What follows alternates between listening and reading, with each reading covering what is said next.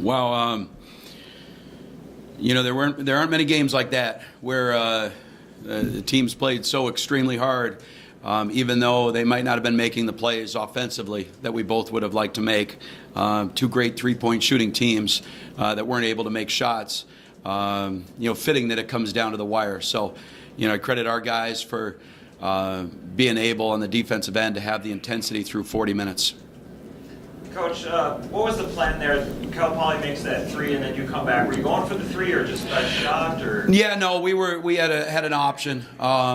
That set had been working well for us throughout the game, and knew that they were either going to, give us a lane to take it to the basket, or if they played back off, we'd take that shot. And so, Sean has been really good for us in a short amount of time of being able to make the right reads. So, had confidence to put the ball in his hands, and whether it's for his own shot or to be able to create for somebody else, liked that possession the best. Kevin, you guys advanced to tomorrow's championship. Just talk about what that means to you and the team. It's definitely big, especially the way that we did it. Last year we were mostly an offensive team, but this year, we've been trying to focus on defense and rebounding. We pretty much won that game on the defensive end. Our threes weren't falling, we weren't getting to the line. So the way we did it, I think, really sticks out to us the most. You guys will play the winner of Idaho Bakersfield. Is there a team that you think you match up better against, or what are your thoughts? I got a chance to see some Idaho, on the first night, and obviously was impressed with them. And Bakersfield comes in as one of the favorites for this tournament. So I think we knew that if we were able to win a couple games, that we might see one of those teams. So we know we're going to have a big challenge for us, but I think it's a game that our guys can go in and not feel pressure. You got an opportunity to win a championship. You shouldn't feel the pressure in that. You should enjoy the moment. And at a historic tournament like this, to be able to have that opportunity is pretty special. Coach, in that first half, you guys are trailing the whole time, but it's close. What are you kind of telling you guys in the locker room? Well, I think the thing at halftime was that I had to understand that we got a lot of guys doing this for the first time, and we just had to make sure that we're a little stronger, a little tougher, both offensively and rebounding. That we talked about it being a one-possession game then, and it was probably going to come down to a one or two possession game at the end. That the little things were going to be important. So to be able not get frustrated when shots weren't falling or the plays we weren't making, just to let the next play go and try to get better as we go along, because that's kind of been our goal, is effort and improvement throughout the whole year. And though it's early, I think we've seen some great signs. And then, obviously Roundtree went out for a little banged up. What was it that he was kind of banged up? Yeah, his ankle. But as soon as it was taped up, he was on the way into the game, because he's our guy that has been able to kind of get us in those sets. We've got Gavin Peppers and we have Kevin McKay that both can play the point guard, but they're learning that position. It's a little early for them to be thrown into some of those situations, and yet I think they can be really good in that spot in the future. But we wanted the ball in Sean's hands, and we needed that to kind of calm us down when we knew that each possession was going to be so important.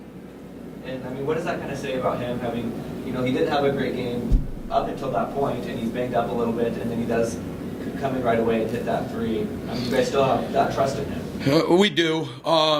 We had guys that normally make shots, didn't make shots. David DeLeo, Cecil Williams, Sean Roundtree, those guys have been leading us in scoring, and they go 3 for 12, 1 for 5, 0 for 5. And we're able to win the game when your three leading scorers are doing that. Well, that shows a couple things. One is that we can find different ways to win, and two is we do have really good depth on this team. Not just our top couple scorers, but from 1 all the way down to 10, we got guys that are going to win games for us. And, tonight, Sean comes up with a big play. But, you look at the plays Kevin McKay made down the stretch. You think about the rebounds, that Luke Meyer made, the dunk that he had going to the basket. Each one of those plays is so important. So it's nice to be able to have the depth that we have. But more importantly, it's nice to have that effort through an entire game. And then last question on Sean. Does he still have a cold or a cough or whatever he had the other day? Or is he feeling a little... I haven't asked him. I don't want to hear any bad news. The trainer will tell me if there's something I need to know. So I haven't really asked about that. So I know that those guys are going to do everything they can to try to be on the court and try to help us win. So winning 3 games in 4 days is tough to do. But I know our guys put us in position to be able to have that opportunity, and we're going to need each and every one of them for tomorrow. Kevin, you mentioned the defense today, and I know you had a handful of steals. What does that kind of do for you guys when you're able to get those turnovers in a game where the shots aren't falling as much? When you're getting steals, it's a good chance to get to the line. It gets the team energized, and it's easy buckets. We get steals. We're limiting their possessions because, like we said, they could hit threes and they were pretty good scoring too. But if we're limiting their possessions and we're getting more, it just energizes us throughout the game. And then, how are you feeling, personally today? As I guess for you, the shots kind of were falling. How are you feeling out there? I was feeling good. Coming off the screens and stuff like that, the floor just looked open up for me because our shooters obviously helped me space the floor. And I was just getting to the rim, trying to do what I could. Our shooters, they were out there ready to shoot it if I did kick it to them. So they really helped me out tonight. And then, back to you, Coach. Like I asked kind of the other day, and maybe asking tomorrow, but the history in this tournament for you personally, with your dad having won the tournament here. Sure. So what does that just mean to you to now be in the championship? Well, it means a lot to just be here. To have that opportunity to be here as a coach, or I know the players they'll remember the trip to Alaska. They'll remember the Great Alaska Shootout. So when you have that opportunity, you like to win it, but even more importantly, you like to play well and play hard. You don't want to go to these tournaments and not play like you've been practicing or playing before. You only get one opportunity to do something like this. So, whether we won or lost this game, I was pretty proud of my team throughout the whole game. And it's nice to be able to win in different ways, as Kevin was saying, to be able to win on our defense. We couldn't do that last year. And now, can we repeat that? Can we win with our defense? Can we win with our offense? Can we win with our rebounding? Those are signs of teams that are great at the end of the year, and that's what we're aspiring to be.